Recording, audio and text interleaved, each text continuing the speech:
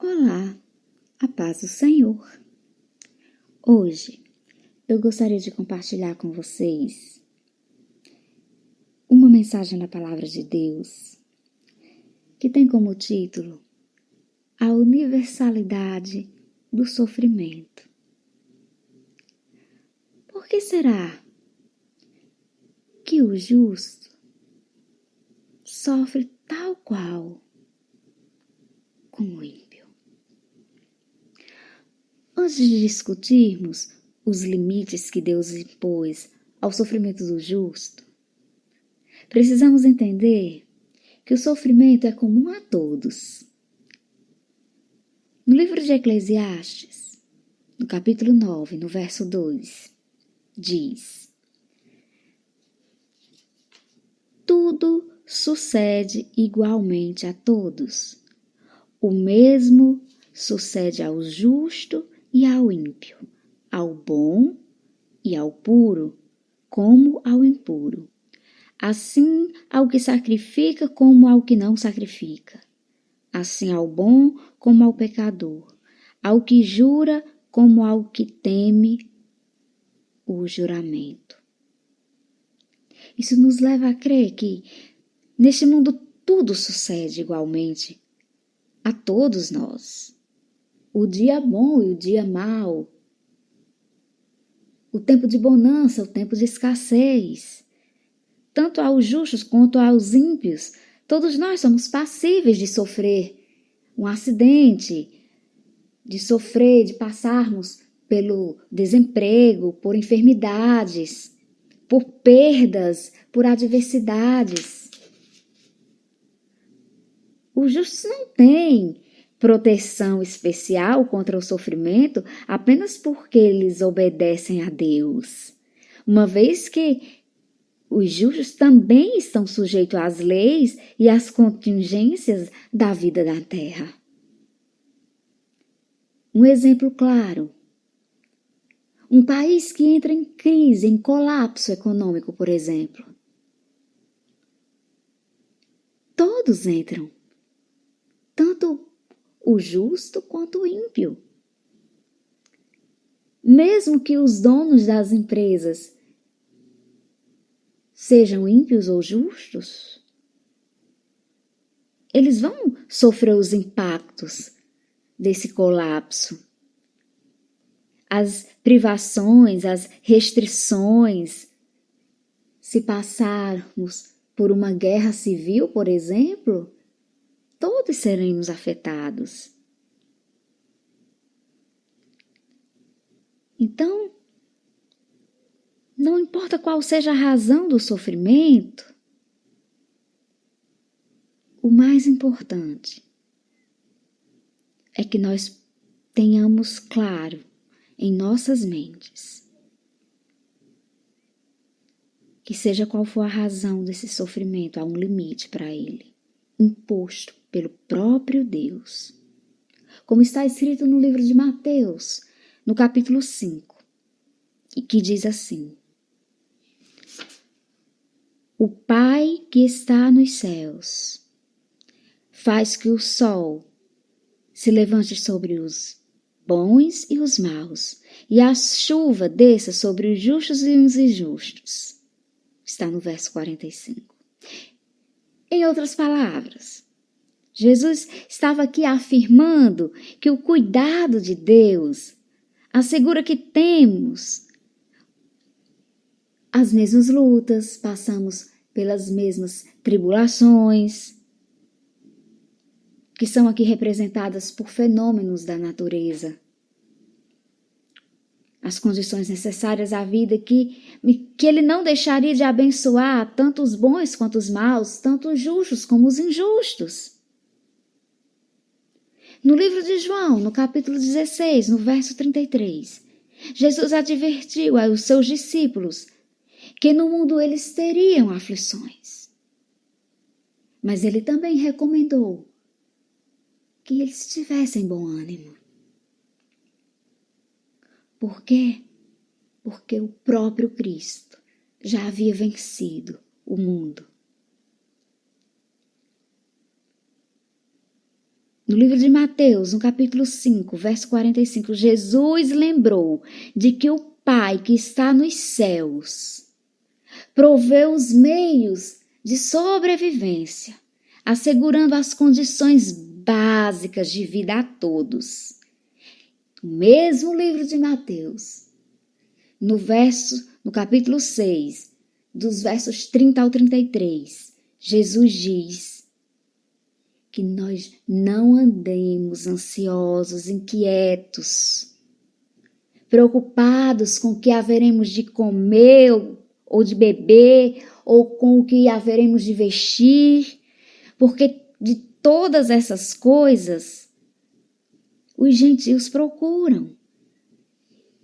E o nosso Pai bem sabe que nós necessitamos de todas essas coisas, mas que nós busquemos primeiro as coisas do reino e a sua justiça, e todas as demais nos serão acrescentadas. Se nós pararmos para pensar, para ler a Bíblia a respeito da origem das coisas, nós vamos observar que nós não tínhamos nada.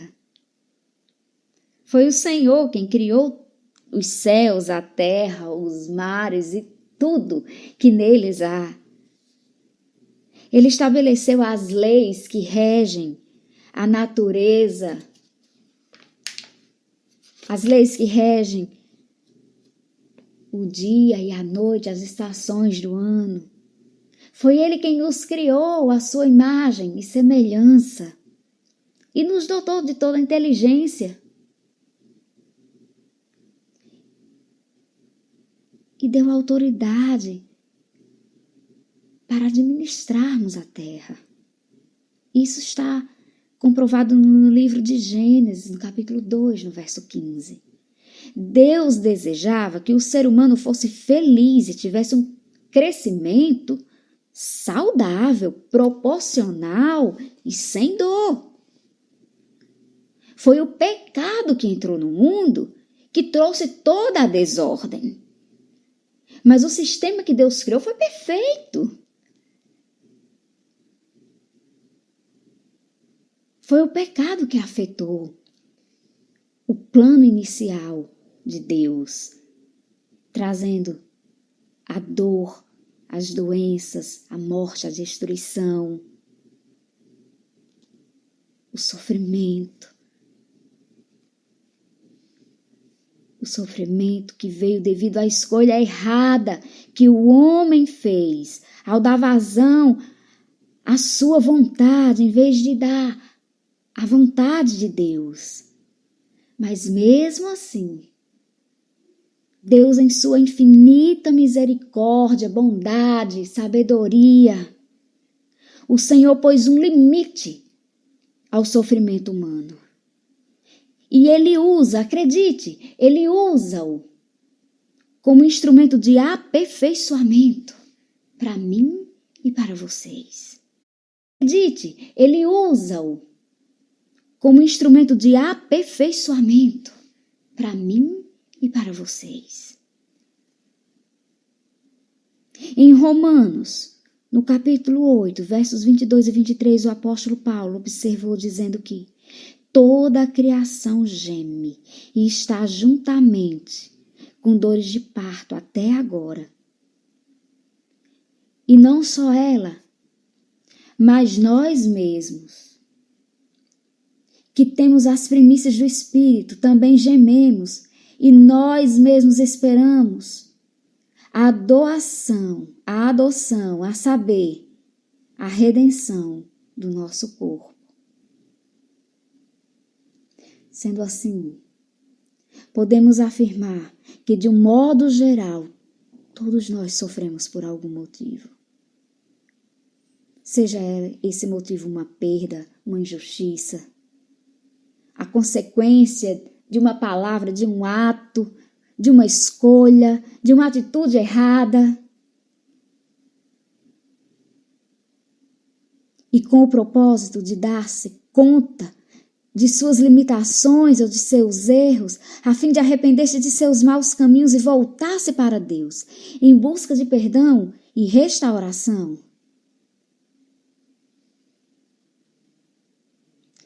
No entanto, o justo sofre por um tempo determinado e com um propósito especial, que é fazer com que ele cresça, com que ele amadureça, até que ele esteja pronto para receber de Deus, da parte de Deus, a vitória final, a redenção, a salvação, a santificação, para que ele seja glorificado finalmente com a vida eterna. Além de haver um propósito específico para o sofrimento do justo, o modo como o justo e o ímpio lidam com a dor também é diferente. Porque o justo conta com o Espírito Santo a consolá-lo, já o ímpio, não. Vários textos bíblicos mostram essa diferença. No livro de Provérbios, no capítulo 8, verso 11, por exemplo, é dito que o justo é libertado da sua angústia e o ímpio fica em seu lugar. No Salmo 34, verso 7, e também os versos 15 a 19, é enfatizado que o anjo do Senhor acampa-se ao redor dos que o temem e os livra. E os olhos do Senhor estão sobre os justos e os seus ouvidos atentos ao seu clamor. A face do Senhor está contra os que fazem o mal, para desarraigar da terra a memória dele. Os justos clamam e o Senhor os ouve e os livra de todas as suas angústias. Perto está o Senhor dos que o temem, dos que têm coração quebrantado, e salva os contritos de espírito. E muitas são as aflições dos justos, mas o Senhor os livra de todas. O apóstolo Paulo discernia muito bem a diferença entre o sofrimento do justo e do ímpio. E tinha profunda consciência e experiência com Deus, porque ele havia enfrentado tribulações terríveis após sua conversão a Cristo. Ele foi perseguido, apedrejado, preso, açoitado. Padeceu fome, frio, naufrágio. E mesmo assim, ele animava seu filho na fé, Timóteo, o jovem Timóteo, lembrando de que o Senhor o livrara de todas as suas aflições. Em Coríntios, no capítulo 4, dos versos 8 a 12, Paulo disse uma coisa interessantíssima sobre os limites do sofrimento do cristão. Ele disse: em tudo somos atribulados, mas não angustiados, perplexos, mas não desanimados, perseguidos, mas não desamparados, abatidos, mas não destruídos, trazendo sempre por toda parte a mortificação do Senhor Jesus em nosso corpo, porque a vida de Jesus, para que a vida de Jesus se manifeste também em nossos corpos. E assim nós que vivemos, também estamos sempre entregues à morte, por amor de Jesus, para que a vida de Jesus se manifeste também em nossa carne mortal, de maneira que em nós opera a morte, mas em vós a vida. Se em tudo somos atribulados, mas não angustiados, perplexos, mas não desanimados, perseguidos, mas não desamparados, abatidos, mas não destruídos, podemos então entender que somos provados até o limite máximo anterior à angústia. Podemos ficar perplexos diante das adversidades, mas não ficaremos desanimados. Podemos enfrentar a oposição, a perseguição, mas jamais seremos desamparados pelo nosso Deus.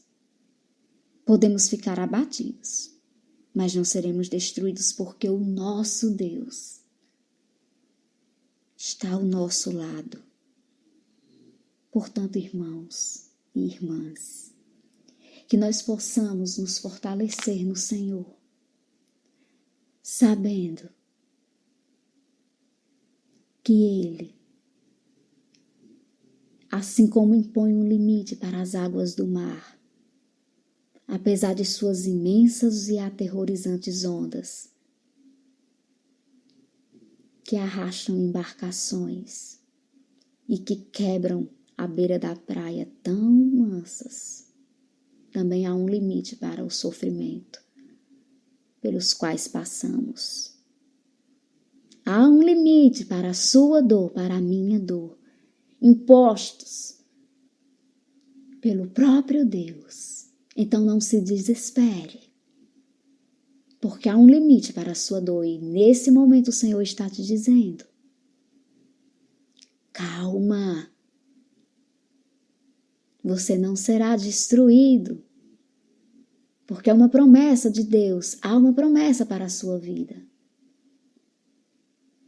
Você pode até passar por muitas aflições, mas o Senhor manda te dizer que Ele te livrará de todas elas, para a glória do nome dEle. Que Deus em Cristo vos abençoe. Em nome de Jesus. Amém.